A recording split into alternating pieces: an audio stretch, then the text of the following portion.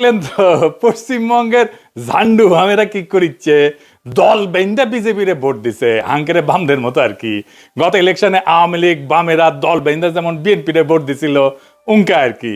ফলাফল তো দেখিছেন, মমতা এবং তৃণমূল ধরাশায়ী হয়েছে, বিজেপি বিপুল ভোটে ভূমিধ্বস বিজয় পাইছে।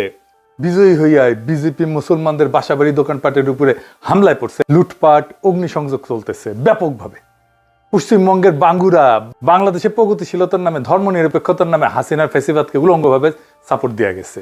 এখন হিন্দুত্ববাদের নামে ফ্যাসিবাদের কবলে পড়িছে। ফ্যাসিবাদের মজা কেমন 2 দিনে ভালো টের পাইছে, আরো পাবে। যদিও এই আক্রমণের লক্ষ্য হবে মুসলমানেরা প্রাথমিকভাবে, কিন্তু এই ফ্যাসিবাদের আগুন থেকে কেউ রক্ষা পাবে না। যারা বিজেপিকে ভোট দিচ্ছে তারাও রক্ষা পাবে না। যারা নেতা হয়েছে বা মুখ্যমন্ত্রী হিসেবে যার নাম এসছে, এই যে শুভেন্দু অধিকারী, ওর মতো একজন মানুষ বাংলাদেশে জাতীয় নেতা হইতে পারবে না, আঞ্চলিক নেতা হইতে পারবে না। এইটা সাহেব দেখান, তার কিছু বক্তব্য দেখান, শোনান। মুসলমান ভোট দেয়নি, মুসলমান তার আসল লোককে হিজাব পরা মমতাকে ভোট দিয়েছে। বাংলাদেশি মুসলিম অনুপ্রবেশকারী নোয়াখালী চলে যা, ভাগো ভাগো ভাগো। বিজেপি এপ্রিল মাসে আসবে, 550 কিলোমিটার বেড়া দেব আর ডিপোর্ট করব।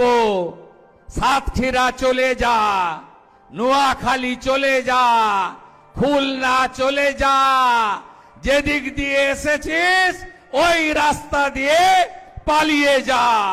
যদি সনাতনের বাচ্চা হয়ে থাকে, এদের মুখ দিয়ে চৌরাস্তায় দাঁড় করিয়ে জয় শ্রীরাম বলা। বাংলাদেশের সঙ্গে যুদ্ধ ভারতের কাছে তো কয়েকদিনের ব্যাপার নয়, কয়েক মিনিটেই ফয়সলা হয়ে যাবে। মোল্লা ইউনুস সহ গোটা ঢাকা চাপা পড়ে যাবে। এদেরকে কেউ কাউন্টই করে না, মশা মাছি।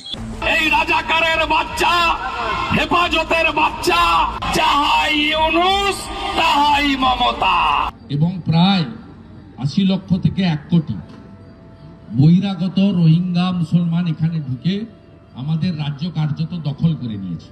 जैसे इजराइल सिखाया गाजा में, उस तरीके से हमारी भारत की 100 करोड़ हिंदू। শুনিছেন? আচ্ছা রিটা সাহেব, ওই যে দেখান, ওই যে বাংলাদেশিদের দরদর বলে যে দাওয়া করেছিল, ওটা দেখান।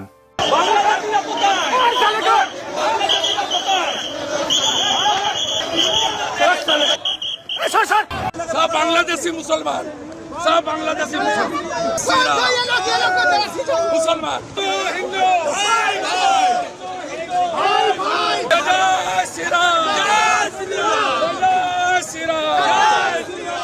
দেখেছেন বাংলাদেশে কখনো এরকম মাল রাজনৈতিক নেতা হইতে পারবে? পারবে না, শিওর। লিখে রাখতে পারেন, পশ্চিমবঙ্গের দাদারা আপনারা লিখে রাখেন, এরকম মাল বাংলাদেশে কোনোদিন রাজনৈতিক নেতা হইতে পারবে না। এই মাল তো মমতার ডাইন হাত ছিল শুভেন্দু অধিকারী। মানে শুভেন্দু অধিকারী পরে বিজেপি হয়েছে, 2016 সালে একটা দুর্নীতির মামলা এসে ফাইসে গেছিল, নারদা মামলা কয়, আমি আর ডিটেলসে গেলাম না। ওই মামলার পরে 2016 সালে মোদি শুভেন্দুরে নিয়ে মস্করা করেছিল স্টেজে বক্তৃতার মধ্যে। এটা সাহেব দেখান সেটা। कैमरा के सामने कितना लाए हो?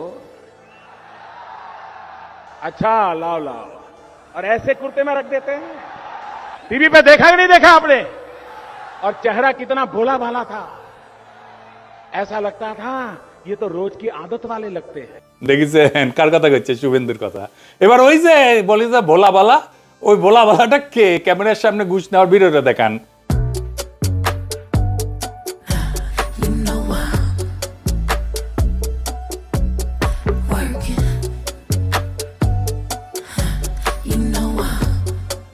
দেখেছেন একের আঙ্কের শিলং সালাউদ্দিন বরাবর না, যারে বিদেশি নাগরিক বলে সরকার থেকে বের করে দিতে কইছিল, তারই ক্যাবিনেটে পাশে বসায়। দেখান ওই ভিডিওটা আবার।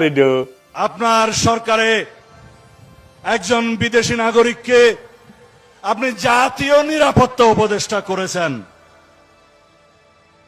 আপনার কি সেই আক্কেল জ্ঞান নাই? একজন বিদেশি নাগরিকের কাছে এই দেশের সেনাবাহিনী নিরাপত্তা সংক্রান্ত রিপোর্ট প্রদান করবে কিভাবে ভাবলেন? সেই জাতীয় নিরাপত্তা উপদেষ্টাকে আপনি বিদায় করুন। সেই জাতীয় নিরাপত্তা উপদেষ্টা হয় নিজে পদত্যাগ করবে, না হয় আপনি তাকে বিদায় করবেন। এই দেশের নিরাপত্তা সংক্রান্ত কোন জাতীয় দায়িত্ব বিদেশি নাগরিকের হাতে থাকতে পারে না। দেখেছেন, এদের কোনো মরাল আছে? মরাল নাই, কোনো নৈতিকতা নাই। যাই হোক, আসল আলাপে আসি। আজকের আলোচনায় কয়েকটা বিষয় আলোচনা করব। প্রথমত বাঙ্গুদের নির্বাচন নিয়ে একটা বয়ানে জয় বাংলা করা, মানে ওরা কইতেছে বাংলাদেশে ভারত বিরোধিতাই ইন্ডিয়ায় বিজেপির উত্থানের জন্য দায়ী। তারপরে একটা বিষয় আলোচনা করবো, মমতা হারায়, বিজেপি হারায়, আমাদের জন্য কি বদলাইলো, মমতা কেন হারলো, আর আমাদের রাজনীতিতে কি করতে হবে। আসেন আমরা আল্লাহর নামে শুরু করি। 2017 সালে পশ্চিমবঙ্গে রামনবমী মিছিল করছিল বিজেপি, প্রথম স্লোগান দিল জয় শ্রীরাম। তো মমতা এটার জবাব খুঁজলেন, জবাব হিসেবে বেছে নিলেন জয় বাংলা। ফ্যাসিস্ট আওয়ামী লীগের স্লোগান নিল মমতা। কুফা লাগিছে, কুফা বুঝে নাই, মমতার ওই জয় বাংলার কুফা লাগিছে। জয় বাংলা যে নিজের গলায় তুলে নিবি, ওই জয় বাংলা হবি। হ্যাঁ, নির্বাচনী ম্যানিফেস্টোতে এপ্রিলে তৃণমূল, এটার এপিসেন্টার ছিল হইতেছে জয় বাংলা। জয় বাংলা পশ্চিমবঙ্গে একটা ঝামেলার নাম। 1971 পশ্চিমবঙ্গে 1 কোটি শরণার্থী গেল, চোখ উঠছিল, চোখ ওটা রোগ ছড়াইলো। বেশিরভাগ রিফিউজি ক্যাম্পে, কিন্তু রিফিউজি ক্যাম্পের বাইরেও সংক্রমিত হইল চোখ ওটা। ওই রোগের নাম হইল জয় বাংলা রোগ। হ্যাঁ, চোখ ফুলে লাল হইতো, এত বড় বড় ছড়া বানাইলো, জয় বাংলার লোক, ঢেলা ঢেলা চোখ, কেমন যাওরা দেখেন। আবার আমরা মাছ খাইতাম, মাছ ধরতো ওরা রিফিউজি ক্যাম্পের লোকেরা, আর কিছু মাছ খাইতো, কিছু মাছ বিক্রি করতো রিফিউজি ক্যাম্পের লোকেরা। তো ওরা কইতো, কবিতা কইতো, জয় বাংলার লোক, ঢেলা ঢেলা চোখ, ভাতের দিকে যেমন তেমন মাছের দিকে চোখ। এই জয় বাংলা নিজের ইলেকশন ডক্ট্রিন কেউ বানায় বলেন? মানে মোদীকে ঠেকাইতে হবে, এটা তো মমতার এজেন্ডা ছিলটা। পশ্চিমবঙ্গের অ্যান্টি মোদি বলে যারা দাবি করে, তারা জান লড়াই দিছে বিএনপিকে ঠেকানোর জন্য, দেয় নাই। 91 লক্ষ ভোটারকে বাদ দিছে নাকি SIR কইরা, সেটা নাকি মমতার হারার জন্য দায়ী কিনা সেটা পরে দেখা যাবে। প্রায় 91 লক্ষ ভোটার SIR এর মাধ্যমে বাদ পড়েছে। এরা সবাই মুসলিম ভোটার, এবং স্বাভাবিকভাবেই এই মানে ভোটটা তৃণমূল কংগ্রেসের বেশি হওয়ার কথা ছিল, এবং সে কারণে, এবং এটা কিন্তু মোট ভোটারের 12%, এটাও মাথায় রাখা দরকার।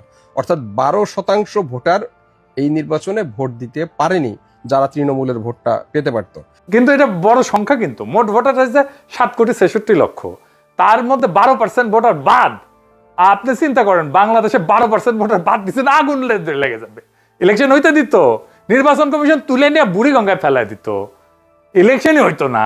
বাংলাদেশ হইলে কোনো প্রতিবাদ নাই পশ্চিমবঙ্গে, পশ্চিমবঙ্গকে ওন করে নিত ওরা, কেউ সেজন্য ডিফেন্ড করতে পারে না। আমরা ওন করি বাংলাদেশকে, যাই হোক, ভালো খারাপ মন্দ যাই হোক, আমরা ওন করি, প্রত্যেকে জান লড়াই ডিফেন্ড করি দেশকে। আমরা ডিফেন্ড করি আমার পলিটিক্যাল রাইট রে, জানের মায়া করি না, আর গুলি বন্দুক লাঠিরে ভয় করি না। এই যে পশ্চিমবঙ্গের হিন্দুত্ববাদী ফ্যাসিস্টের হাতে পড়লো, অনেকদিন থাপ খেতে হবে। আমি এতে মোটে ব্যথিত না। পশ্চিমবঙ্গ যে আমাদের মানুষ মনে করে না, কোনোদিন আমাদের সাথে পলিটিক্যালি এনগেজ হয়নি, সে CPM হোক, কংগ্রেস হোক, বিজেপি হোক, কেউ বাংলাদেশকে বন্ধু বলে মনে করে না। আমাদের টুরিস্ট না গেলে কলকাতায় অনেকে পেটের ভাত জুটবে না, অথচ কি বিভৎস বাংলাদেশ ঘৃণা, বাংলাদেশের সাধারণ মানুষকে ঘৃণা, ইসলাম ধর্মকে ঘৃণা। আমরা অশোকনগরে পাড়ায় পাড়ায় মোড়ে মোড়ে সব মন্দির করা শুরু করে দিয়েছি। তোমরা যারা বিজেপির সেনা আছো, সবাই শুরু করে দাও মন্দির করা। কোনো মসজিদ থাকবে না, সব মন্দির। হিন্দু শক্তি জয় হয়েছে, সব মন্দির। সবাই বলে জয় শ্রীরাম, জয় শ্রীরাম। বাংলাদেশ তাদের কাছে সবসময় হারানো জমিদারি। বাংলাদেশের সংখ্যাগরিষ্ঠ মানুষের ধর্ম তাদের কাছে ঘৃণার। তো এই পশ্চিমবঙ্গ মরল নাকি ঠাপ খেললো, তাতে আমাদের কি? ওরা নিজের শক্তিতে মোদিরে জীবনে হটাইতে পারবে না, কয়ে দিলাম, লিখে রাখেন। ওই হ্যাডম তাদের নাই। আমাদের সাথে একটা পলিটিক্যাল অ্যালায়েন্স থাকলে পারতো, কারণ আমরাই একমাত্র শক্তি পৃথিবীতে, আধুনিক দুনিয়াতে, যারা ফ্যাসিবাদকে পরাজিত করছি রাস্তার লড়াই কইরা। আমাদেরই অভিজ্ঞতা আছে, অন্তত আমাদের লড়াইয়ের অভিজ্ঞতা তাদের কাজে লাগতো, সাহায্য করতে পারতাম। কিন্তু ওরা তো করবে না, ওরা কখনো একটা দেশ হয়ে উঠতে পারেনি। কেন পারেনি জানেন? আসেন সেটা আলাপ করি। পশ্চিমবঙ্গের কোনো রক্তাক্ত ইতিহাস নাই। পশ্চিমবঙ্গ 1947-এর পরে প্রায় 80 বছর গেছে, তার ইতিহাসে কোনো রক্তাক্ত গণ আন্দোলন নাই, কোনো ভাষার জন্য লড়াই নাই, রাষ্ট্রের জন্য লড়াই নাই, রক্ত দেওয়া নাই, স্বাধীনতার জন্য যুদ্ধ হয় নাই, কোনো স্বৈরাচারের বিরুদ্ধে রাস্তায় শহীদ হয় নাই, বিপ্লব নাই, গণ অভ্যুত্থান নাই, গণভবন দখল নাই, সংসদ ভবন দখল নাই, প্রাইম মিনিস্টারের হেলিকপ্টারে তুলে তাড়ায় নাই, বন্দুকের সামনে দাঁড়ায় অকাতরে জীবন দেওয়ার কোনো ইতিহাস নাই। আবু সাইদের মতো কোনো ছবি নাই তাদের হাতে, কোনো জুলাই নাই। তাদের ইতিহাসে মীর মুগ্ধরা জন্মায় না।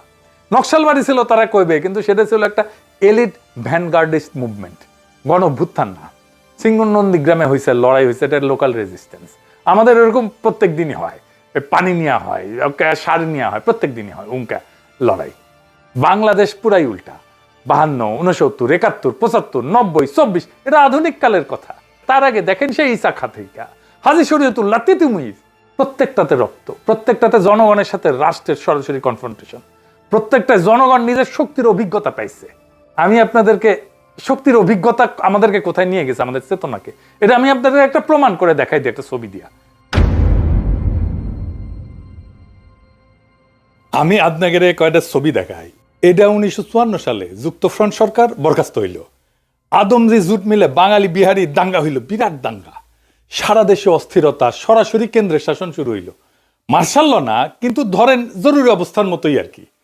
ঢাকায় দাঙ্গার সম্ভাবনা, সবার মনে শঙ্কা। ঢাকার সবচেয়ে গুরুত্বপূর্ণ এলাকায় পাহারা দিতেছে কয়জন গুলিস্তান, এইটা সাহেব দেখান কয়জন আর্মি, 1, 2, 3, 4, 5 জন, তাই তো? তখন ধরেন পূর্ব পাকিস্তানের জনসংখ্যা ছিল 4.5 কোটি, এখন 18 কোটি, তার মানে 4 গুণ সেই টাইমের চাইতে। তাইলে সেই টাইমের চাইতে তো এখন একটা দাঙ্গা পরিস্থিতিতে সবচেয়ে ঢাকার গুরুত্বপূর্ণ এলাকা 5.5 20 জন আর্মি দিয়ে ঠান্ডা রাখতে পারার কথা, তাই না?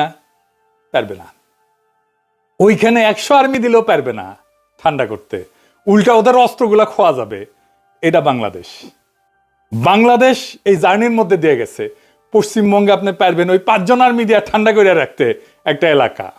আমাদের এই অভিজ্ঞতা একটা নির্দিষ্ট জিনিস তৈরি করে, ভূখণ্ডের প্রতি ওনারশিপের বোধ। এই দেশ আমার, কারণ আমি এই দেশের জন্য রক্ত দিছি, আমি জানি আমার সঙ্গীরা রক্ত দিছে, আমার সন্তানেরা রক্ত দিছে। এই বোধই ভূখণ্ডকে রক্ষার তাগিদ তৈরি করে। আক্রমণ এসে কে রুখে দাঁড়াবে, এই প্রশ্নের উত্তর জনগণের শরীর এলাকা তাকে বলে দিতে হয় না কাউকে। পশ্চিমবঙ্গে জনগণের শরীরে প্রশ্নও নাই, উত্তরও নাই, কারণ এই প্রশ্নটাই কখনো তৈরি হয়নি। পার্টিশন তাদের রাজ্য দিছে, একটা ভৌগোলিক প্রশাসনিক ইউনিট দিছে, ভারতের 28টা রাজ্যের একটা, বাংলাদেশের জনগণকে একটা দেশ দিছে, তাও যুদ্ধ করতে হয়েছে। আমাদের পলিটিক্যাল এক্সিস্টেন্সিয়াল এন্টিটি দিছে, যার জন্য তারা মরছে। এই তফাৎ কিন্তু সাংবিধানিক না, এটা অস্তিত্বগত তফাৎ। ফলে 91 লক্ষ ভোটার এসে ওদেরকে গায়েব করে দিল, ওদের SIR এসে কেটে দিল, কোনো রাস্তায় গণপ্রতিরোধ হইল না।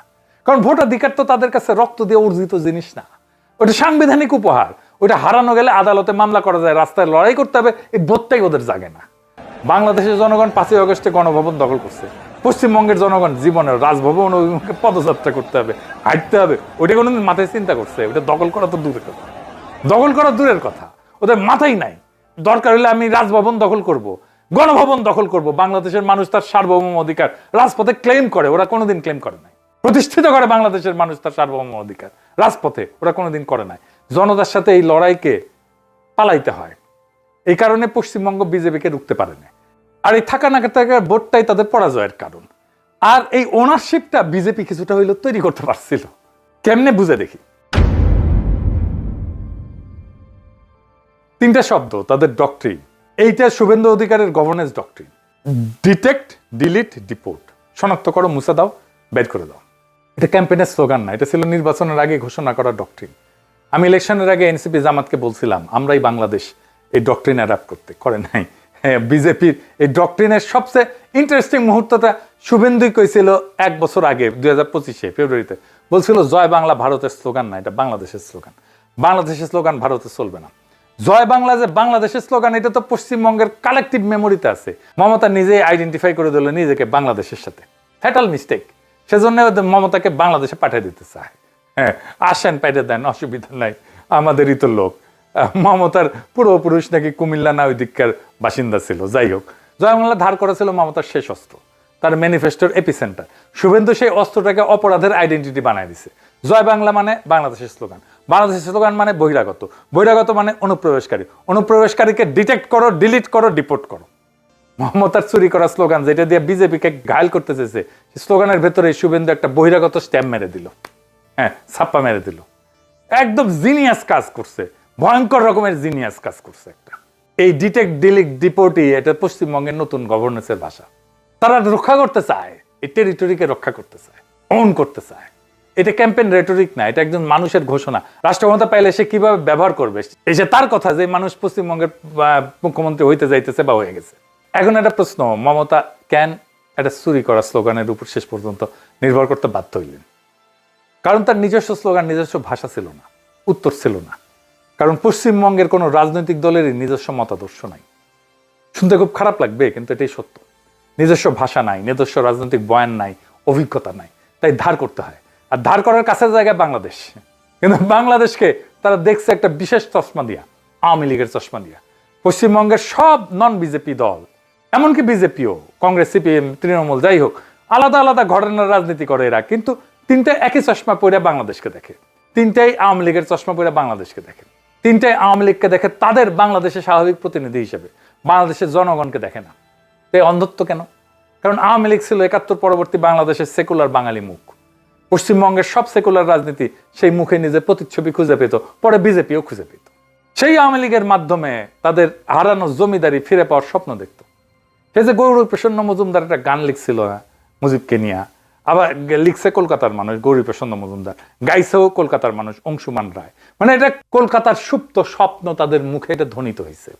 তাদের স্বপ্নর কল্পনা লেখা আছে ওই গানে। শোনো একটি মুজিবরের থেকে লক্ষ মুজিবরের কণ্ঠস্বরের ধ্বনি প্রতিধ্বনি, আকাশে বাতাসে ওঠে রনি, বাংলাদেশ আমার বাংলাদেশ। সেই সবুজের বুকসেরা মেঠো পথে আবার যে যাব ফিরে, আমার হারানো বাংলাকে আবার তো ফিরে পাবো, শিল্প কাব্যে কোথায় আছে হায় রে এমন সোনার খনি। বোঝা যায় বাংলাদেশ তার কাছে সেই হারানো সোনার খনি, মুজিব সেই সোনার খনি আবার ফিরে পাওয়ার মওকা করে দিছে ওদেরকে। ফলে বাংলাদেশের জনগণের রাজনৈতিক অভিজ্ঞতা 52, 69, 71, 75, 90, 24 এই রক্তাক্ত ইতিহাসকে আলাদাভাবে ওদের বুঝে দেখার দরকার পড়েনি। কেন তারা বারবার এইভাবে রক্ত দিল? তাই মমতা বা পশ্চিমবঙ্গ বাংলাদেশের শক্তিটা দেখতে পায়নি, কখনো না। তাই বাংলাদেশের কাছ থেকে কিছু নিতে হবে এটা কল্পনাতেই আসেনি, তার কাছ থেকে নিতেও পারেনি কিছু। সবসময় বাংলাদেশকে মাটিতে মাথা চেপে রাখতে চাইছে, কখনো তার কাছ থেকে শিখতে চায় না। মমতার বা পশ্চিমবঙ্গ কখনো বাংলাদেশের জনগণের সঙ্গে কোনো সম্পর্কই করতে চায় না। কিন্তু দেখেন পশ্চিমবঙ্গের ইকোনমি একটা বড় অংশ দাঁড়ায় আছে বাংলাদেশের উপরে। তারা ইলিশ মাছ নিবে, কিন্তু একটা নদীর পানি দিতে রাজি না। ইলিশ মাছ ছাড়া তাদের দুর্গাপূজা হয় না, কিন্তু তিস্তার পানি দেবে না, গঙ্গার পানি দেবে না। কিন্তু তারপরও এগুলোর বাইরেও মমতার পতনের আরো কয়েকটা গভীর কারণ ছিল। আসেন সেই 3টা কারণ একটু দেখি।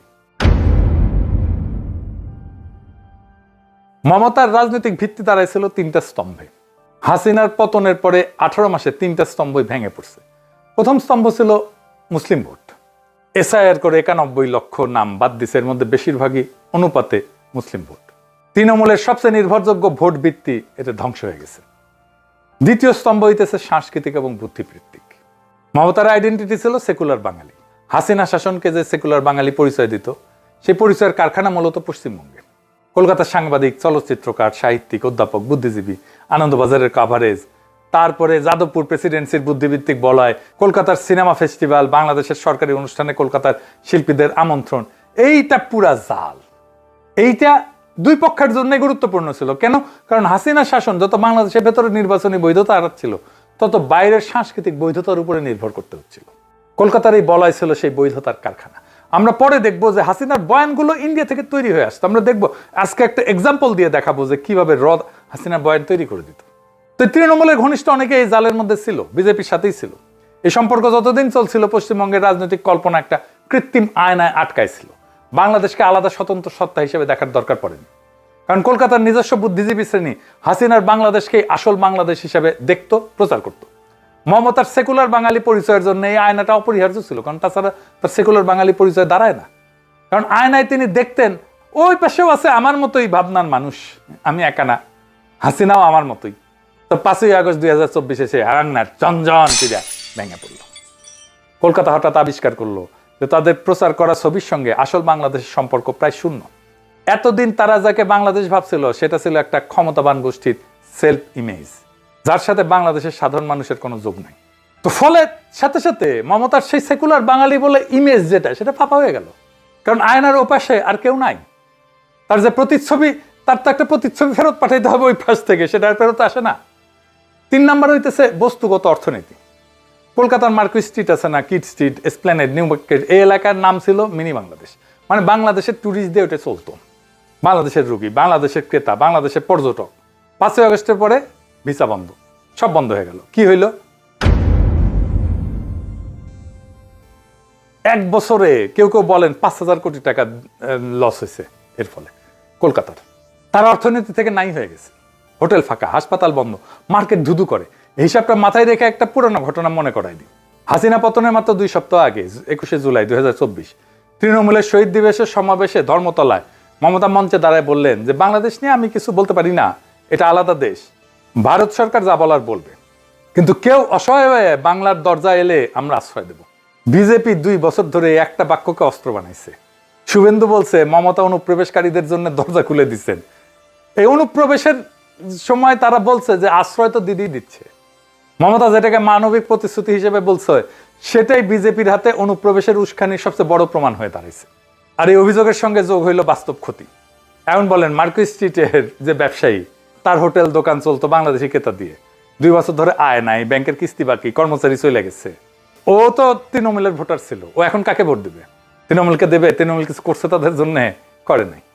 সে বাঁচার একটা রাস্তা খুঁজবে, সে বাঁচার রাস্তা খোঁজার জন্য বিজেপির দিকে চলে গেছে আপোষে।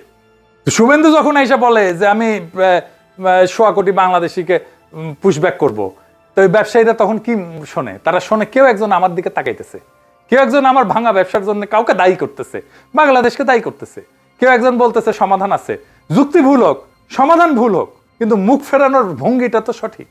সে তো বলতেছে আমি কিছু করব। আর বিজেপি যখন বলে মমতাই তো অনুপ্রবেশ ডেকে আনছেন, নিজে বলছে দরজা খুলে দেবেন, তখন এই ব্যবসায়ীদের কাছে যুক্তিটারও পোক্ত হয়। হাসিনা পড়ার পরে এই ভিসা বন্ধ করে দেওয়ার পরে কলকাতার সবচেয়ে বেশি ক্ষতিগ্রস্ত হয়েছে। মমতা কিছু বলছে? কোনো ব্যবস্থা নিছে? কিচ্ছু বলে নাই। মমতা নিজেই বিজেপির হাতে সবচেয়ে বড় অস্ত্রটা তুলে দিছে। আর এই পুরো ছবির গোড়ায় কি? বাংলাদেশ, যে বাংলাদেশের জনগণের চলাচল, যে চলাচল পশ্চিমবঙ্গের অর্থনীতিকে চালাইতো, মমতা সেই জনগণকে কোনোদিন রাজনৈতিকভাবে স্বীকারই করেনি, তার সঙ্গে সম্পর্ক করেনি, তার নেতৃত্বের সঙ্গে সংলাপ করেনি। শুধু অসহায় শরণার্থীর বিমূর্ত ছবি দেখছে, কিন্তু তার সাথে পলিটিক্যালি এনগেজ হয়নি। আমি প্রফেসর ইউনূসের সরকারকেও বলছিলাম যে মমতার সাথে এনগেজড হন, পলিটিক্যালি এনগেজড হন। প্রফেসর ইউনূস তো বেশি বোঝে, সবার থেকে বেশি বোঝে, হয় নাই? এটা শুধু মমতাকে না, বাংলাদেশেরও উপকার হইতো। ফলে যখন সেই জনগণের নিজের রাজনীতিতে ভাঙন আসলো, মমতার কাছে কোনো ভাষা নাই, কোনো সংযোগ নাই, কোনো কৌশল নাই। একটা পুরনো প্রতিশ্রুতি যেটা এখন তার বিরুদ্ধেই অস্ত্র। বাংলাদেশের জনগণ চলে গেল, সাথে গেল মার্কুইস স্ট্রিট, ব্যবসা গেল, সাথে গেল মমতার ভোটারের রুটি, আর সেই ভোটার এখন বিজেপির হাতে। মমতা যাকে দেখতে চাননি পলিটিক্যাল পার্টনার হিসেবে, সেই বাংলাদেশের জনগণের অনুপস্থিতি তাকে ক্ষমতা থেকে নামাই দিল। এই দিকটা কিন্তু কেউ দেখতেছে না। মমতা যাদের আশ্রয় দেওয়ার প্রতিশ্রুতি দিয়েছিলেন, সেই প্রতিশ্রুতি তার সরকার বাঁচানোর শেষ আশা বন্ধ করে দিল। এখন এই যে পশ্চিমবঙ্গে যা হইল, এটা কি শুধু পশ্চিমবঙ্গেরই গল্প? না, এই একই দিনে তামিলনাড়ুতে স্ট্যালিন হারলো। 91 থেকে কোনো নির্বাচনে কিন্তু উনি হারেননি। 35 বছর পর প্রথম কেরালায় বাম সরকার পড়ে গেল। বাম সরকার পড়লো কেরালা, বামপন্থীদের একটা খুঁটি। 2 বছর আগে ওড়িশায় বিজেডি পড়লো। 24 বছরের শাসনের শেষে বিহারের নীতিশ কুমার বিজেপি বিরোধী জোট ছেড়ে বিজেপির সঙ্গে চলে গেলে। মহারাষ্ট্রে, যে রাজ্যে মুম্বাই ভারতের অর্থনৈতিক রাজধানী, সেখানে বিজেপি 2টা বড় বিরোধী দলকে ভিতর থেকে ভেঙে ফেলছে। দিল্লিতে কেজরিওয়াল নিজের আসন হারাইছে। ভারতের 36টা রাজ্য আর কেন্দ্রশাসিত অঞ্চল বিজেপি চালায় 22টা। কোথাও জিতে, কোথাও ভাঙায়, কোথাও মামলা ঠুকে। এটা কোনো নির্বাচনী প্রবণতা না, এটা একটা সাম্রাজ্য। ভারতের প্রায় কোনো রাজ্যে এখনো এমন কোনো মুখ্যমন্ত্রী নাই যিনি কেন্দ্রকে সরাসরি চ্যালেঞ্জ করবেন। স্ট্যালিন করতেন, মমতা করতেন, কেজরিওয়াল করতেন। 3 জনেই একই সাথে ধপাস করে পড়ছে। ভারতে এখন একটাই আওয়াজ, মোদির আওয়াজ, হিন্দুত্ববাদের আওয়াজ। কিন্তু এই বিরাট ছকে একটা ব্যতিক্রম আছে, মাত্র একটা, তামিলনাড়ু। স্ট্যালিন হারছে, কিন্তু কার কাছে? কে জিতছে? বিজেপি না, থালাপাতি বিজয়। আপনারা জানেন, চলচ্চিত্রের তারকা 2 বছর আগে দল তৈরি করছে, 108টা আসন পেয়েছে। ভারতের সব রাজ্যের মধ্যে এটাই একমাত্র জায়গা যেখানে বিজেপিকে আনেনি, কিন্তু নতুন দল আসছে। কেন? কারণ তামিল পরিচয়ের চারপাশে একটা বর্ম আছে। এই বর্ম আকাশ থেকে পড়েনি, 70 বছরের রাস্তার লড়াই থেকে গড়া। পেরিয়ার, আন্না, করুণানিধি, 65-তে হিন্দি আরোপণের বিরুদ্ধে দাঙ্গা, তাতে রক্ত, ভাষার জন্য আত্মাহুতি। তামিলরা জানে, তারা লড়তে জানে, তার কারণ তারা লড়ছে। পশ্চিমবঙ্গে সে অভিজ্ঞতা নাই। আর বাংলাদেশের অভিজ্ঞতাকে আওয়ামী চশমা দিয়ে দেখায়, সে দরজাও বন্ধ, 2 দিক থেকে বর্মহীন। হিন্দুত্ববাদ এখন একটা প্রকল্প না, এটা একটা সাম্রাজ্য। আর এই সাম্রাজ্যের কোনো সীমানা থাকে না। ওই সাম্রাজ্য আমাদের দিকে ধায় আসবে। ঠিক কিভাবে আসবে আমরা এখনো নিশ্চিত না। যখন আসবে তখন আমরা সেটাকে মোকাবেলা করব। কিন্তু এবারে আসেন আমাদের দেশের ভিতরে কিছু ইন্ডিয়ান ল্যাসপেন্সার নিয়ে কথা বলি। বাংলাদেশের মাথা বুদ্ধিজীবীরা পশ্চিমবঙ্গে ফলাফল ব্যাখ্যা করতেছে একটা সহজ তত্ত্বে। বাংলাদেশে ভারত বিরোধিতার জন্য ইন্ডিয়া পশ্চিমবঙ্গে বিজেপি আসিছে। বাংলাদেশে যারা ভারতের আগ্রাসনের বিরোধিতা করে, তারা আসলে রয়ের এজেন্ট। শফিল আলম প্রধান নাকি ইন্ডিয়ান এজেন্ট, এটা বিএনপির লোকেরাই বলে এখন। কয় এটা সবাই জানতো যে সে ইন্ডিয়ান এজেন্ট। তো আমি জিজ্ঞাইছিলাম তাইলে একজন ইন্ডিয়ান এজেন্টের খালেদা জিয়া যাই না শুনে জোট সঙ্গী কেন বানাইছিল? তাইলে তো আইয়ুব ইয়াহিয়া টিক্কা খানরে আমাদের জাতির পিতা বানানো উচিত, কারণ তারাই তো আমাদের ক্ষমতা নিতে দেয়নি মুজিবরে। ক্ষমতা নিতে না দেওয়ার ফলে চালচালায় বাংলাদেশ স্বাধীনতা পেয়ে গেছে, আমাদের মনে স্বাধীনতার স্বপ্ন জাগছে, তাহলে তো ওদেরকে আমাদের জাতির পিতা করা উচিত। তাহলে তো ট্রাম্প ইরানের সবচেয়ে বড় এজেন্ট, যুদ্ধই শুরু করে দিছে। মুইজু তো তাহলে ইন্ডিয়ান এজেন্ট, হিটলার তো তাহলে ইহুদিদের বন্ধু, তাই না?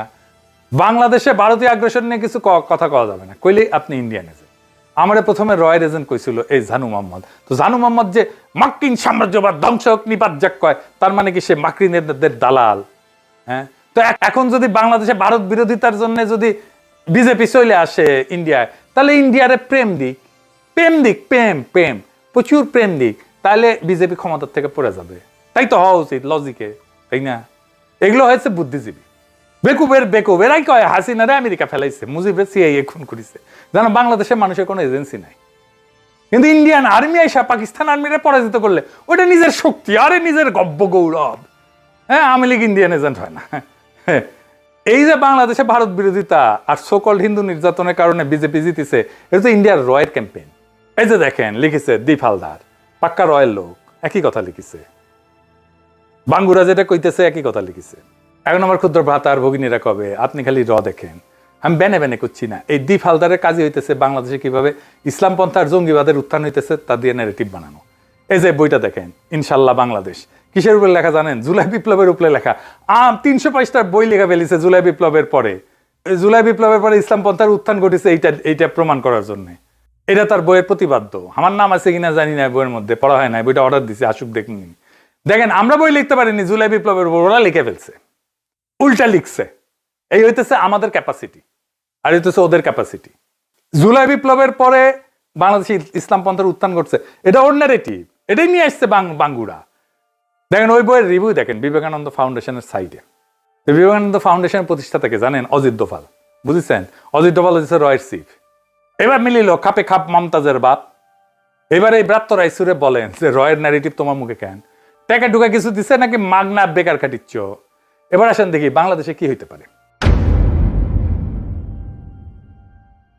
প্রথম কথা, পশ্চিমবঙ্গ আমাদের মিত্র না, শত্রু না, ওরা ইররিলেভেন্ট, অপ্রাসঙ্গিক। যা চলতেছে চলুক। ভারতের সেকুলার প্রকল্প শেষ, কংগ্রেস শেষ, বাম শেষ, দ্রাবিড় শেষ, আঞ্চলিক দল শেষ। আরএসএস বিজেপির বিরুদ্ধে ভারতের ভেতরে কোনো কার্যকর প্রতিরোধ নাই। মানে সাউথ এশিয়াতে হিন্দুত্ববাদী ফ্যাসিজমের বিরুদ্ধে একমাত্র প্রতিরোধের শক্তি এখন বাংলাদেশ। আমরা, হ্যাঁ আমরা, আমাদেরকে নিজের ডক্ট্রিন নিজেকে বানাইতে হবে। শুভেন্দুর যেমন একটা ডক্ট্রিন আছে আমাদের বিরুদ্ধে বানানো, ডিটেক্ট, ডিলিট, ডিপোর্ট, আমাদেরও একটা ডক্ট্রিন লাগবে। আওয়ামী লীগের অপারেটিভ, রয়ের এজেন্ট, কলকাতার বুদ্ধিভিত্তিক দালাল, সেকুলার বাঙালির নামে বাংলাদেশের সার্বভৌমত্ব ক্ষয় করা সমস্ত শক্তির বিরুদ্ধে আমাদের বাংলাদেশ ভূখণ্ড থেকে, বাংলাদেশের রাজনীতি থেকে একটা নতুন ন্যারেটিভ, নতুন ডক্ট্রিন লাগবে। বাংলাদেশের কল্পনা থেকে নতুন ডক্ট্রিন লাগবে। আমাদের নিজের অর্থনীতি নিজেদের চালাইতে হবে। কলকাতার চিকিৎসা না, ব্যাংকক, সিঙ্গাপুর, কুয়ালালামপুর। কলকাতার শপিং না, দুবাই, ইস্তাম্বুল, কুনমিংয়ে যাবো দরকার হইলে। কলকাতার বিনোদন না, নিজের ইন্ডাস্ট্রি বানাবো। মার্কেট স্ট্রিট ভাঙছে, সেটা আমাদের সমস্যা না, ওটা মমতার সমস্যা ছিল, এখন শুভেন্দুর সমস্যা। আমাদের কাজ আমাদের 18 কোটি মানুষের অর্থনীতি থেকে, কলকাতা নির্ভরতা থেকে বাইর করে আনা। নিজের সার্বভৌমত্বকে নিজেকে রক্ষা করতে হবে। ভারত যদি হিন্দুত্ববাদী রাষ্ট্র হয় ওটা ওদের সমস্যা, আমাদের সমস্যা হবে যদি আমরা নিজেদেরকে রক্ষা না করি। সীমান্তে বিএসএফ এর গুলিতে কিশোর যদি মরে সেই হিসাব আমরা রাখবো। তিস্তার পানি আটকে রাখা যদি হয় সেই হিসাব আমরা রাখবো। যদি গঙ্গার পানি আটকে রাখা হয় সেই হিসাব আমরা রাখবো। দিল্লি থেকে, আগরতলা থেকে, কলকাতা থেকে যে ন্যারেটিভ বোম্বার্ডমেন্ট হবে সেইটা আমরা কাউন্টার করব নিজের ভাষায়, নিজের প্ল্যাটফর্মে, নিজের শর্তে। পশ্চিমবঙ্গ পড়ছে কারণ পশ্চিমবঙ্গের জনগণের শরীরে কোনো রক্তের স্মৃতি নাই। বাংলাদেশের জনগণের কালেকটিভ মেমোরিতে শুধু প্রতিরোধী আছে। সেই ইসাখার আমল থেকে প্রতিটা প্রজন্মের শরীরে শুধু প্রতিরোধের গল্প, রক্ত দেওয়ার গল্প, ভূখণ্ডকে রক্ষা করার গল্প। মা বাবার শরীরে যেটা ছিল সন্তানের শরীরের সাথে সংক্রমিত হয়েছে। আবু সাইদ যখন বুক পেতে দাঁড়াইছিল, ওর পেছনে দাঁড়াইছিল ইসাখা, তিতুমির, হাজী শরীয়তুল্লাহ, 52 সালাম, 69 আসাদ, 71 বীরশ্রেষ্ঠরা আর 90 নূর হোসেন। প্রজন্ম থেকে প্রজন্মের রক্তের স্মৃতি বহমান আমাদের শরীরে। এটাই আমাদের একমাত্র বর্ম, এটাই আমাদের একমাত্র সম্পদ, এটাই আমাদের একমাত্র রাজনীতি। মমতা গেছে, স্ট্যালিন গেছে, বাম গেছে, নবীন গেছে, উদ্ধব গেছে, জগন গেছে, নীতিশ আত্মসমর্পণ করছে, পুরো সাউথ এশিয়াতে একটা জায়গাতে হিন্দুত্ব ফ্যাসিজমের সামনে একটা প্রাচীর দাঁড়ায় আছে। পদ্মার উত্তরে মেঘনার পশ্চিমে আমাদের মাটিতে মোদির হিন্দুত্ববাদের পরাজয় হবে আমাদেরই হাতে, কারণ দুনিয়াতে একমাত্র আমাদেরই আছে আজকের দুনিয়ায় ফ্যাসিবাদের সাথে লড়াই করে পরাজিত করার অভিজ্ঞতা আর গৌরব। তাই আমাদের পথ দেখাতে হবে পুরো ভারতবর্ষকে। ভিয়েতনাম দেখাইছিল এক সময়। প্রিয় দর্শক, এতক্ষণ আপনারা দেখলেন পিনাকি ভট্টাচার্যের একটি ভিডিও। পিনাকি ভট্টাচার্য রীতিমতো বাংলাদেশে কিন্তু ভিডিও রাজনৈতিক বিশ্লেষণ করে, রাজনৈতিক বিশ্লেষকদের মধ্যে সবথেকে সেরা। যদি রাজনৈতিক বিশ্লেষকদের ভিতরে 10 জনকে ধরা হয় তাহলে তার ভিতরে একজন পিনাকি ভট্টাচার্য। প্রিয় দর্শক, পিনাকি ভট্টাচার্য আজকে কথা বলছেন ওয়েস্ট বেঙ্গল নিয়ে, পশ্চিমবঙ্গ নিয়ে। পশ্চিমবঙ্গের বিধানসভা নির্বাচন হয়েছে, সেখানে মমতা ব্যানার্জির টিএমসি গৌরহারা হেরেছে, এমনভাবে হেরেছে যে মমতা ব্যানার্জি মুখ দেখানোর মতো কোনো জায়গা নেই, এবং মমতা ব্যানার্জিকে জোর করে হারানো হয়েছে এমনটি বললেন কিন্তু পিনাকি ভট্টাচার্য। বিজেপির শুভেন্দু অধিকারী সে মমতা ব্যানার্জিকে হারিয়েছে, সেই বিষয়টি কিন্তু এখানে তুলে ধরা হয়েছে। প্রিয় দর্শক, শুভেন্দু অধিকারী মমতা ব্যানার্জিকে জোর করে হারিয়ে দিয়েছে এমনটি কিন্তু পিনাকি ভট্টাচার্য বললেন। এবং পিনাকি ভট্টাচার্য আরও বললেন যে এই যে শুভেন্দু অধিকারী ওখানকার মুখ্যমন্ত্রী হিসেবে নির্বাচিত হলো, এতে বাংলাদেশের বহুত ক্ষতি হবে, এবং বাংলাদেশের এত বড় বড় ক্ষতি শুভেন্দু অধিকারী করার চেষ্টা করবে সেটি সে আগে থেকেই কিন্তু হুঁশিয়ার করেছেন বাংলাদেশের মানুষকে। ইতিমধ্যে মণিপুরে দুইজনকে ইতিমধ্যেই কিন্তু গুলি করেছে। তো বাংলাদেশের সামনের অবস্থা কি হতে পারে, এবং পশ্চিমবাংলার যেই সীমান্ত আছে সেই সীমান্তর আশেপাশে যে মানুষ, আমাদের বাংলাদেশের এপারে যে মানুষ, সেই মানুষদের উপর কী পরিমাণ মামলা করতে পারে সেই বিষয়টি কিন্তু আসলে একদম পরিষ্কার। পিনাকি ভট্টাচার্য কিন্তু সেইগুলি বলেন, এবং শেখ হাসিনা সেখানে আছেন। শেখ হাসিনা শুভেন্দু অধিকারীকে পরামর্শ দিয়েছেন, এবং তার কাছ থেকেই পরামর্শ নিয়েই সে এবার ইলেকশনে লড়েছেন। শেখ হাসিনা আসলে এতই মাথায় বুদ্ধি রাখেন যে এখনও পর্যন্ত যদি তিনি বাংলাদেশে এসে নির্বাচন করেন, আসলে তিনি ক্ষমতায় চলে যাবেন। এমনভাবে এমন পলিটিক্স সে করবে, এমন পলিটিক্স তার মাথায় আসলে জানা আছে। প্রিয় দর্শক, শেখ হাসিনা যদি এখনও বাংলাদেশে এসে নির্বাচন করে, তিনি নির্বাচিত হবেন বিপুল ভোটে, এমনটি কিন্তু পিনাকি ভট্টাচার্য জানালেন। তো যাই হোক, শুভেন্দু অধিকারী সামনের দিনগুলি সীমান্ত ঘেঁষে যাদের বাড়ি গেছে বাংলাদেশের, তারা একটু সতর্ক থাকবেন, এবং তাদের উপর কিন্তু যে কোনো টাইমে হামলা হতে পারে এই শুভেন্দু অধিকারী করাবে, এবং বাংলাদেশকে দখল করার চেষ্টা করবে এই শুভেন্দু অধিকারী, সেটি কিন্তু জানা গেছে। তো যাই হোক, আজকের মতো আমরা এখানে শেষ করলাম। আবার দেখা হবে নতুন কোনো ভিডিওতে। সেই পর্যন্ত ভালো থাকবেন, সুস্থ থাকবেন। যারা এখনও আমাদের এই ইউটিউব চ্যানেলটিকে সাবস্ক্রাইব না করছেন, এখনই একটি সাবস্ক্রাইব করে দিবেন, যাতে করে পরবর্তী ভিডিও আপলোড করার সাথে সাথে আপনার কাছে একটি নোটিফিকেশন চলে যায়, আপনি সবার আগে আমাদের এই ভিডিওটি দেখতে পারবেন। ভালো থাকবেন, সুস্থ থাকবেন। আজকের মতো এখানে শেষ করলাম। আল্লাহ হাফেজ।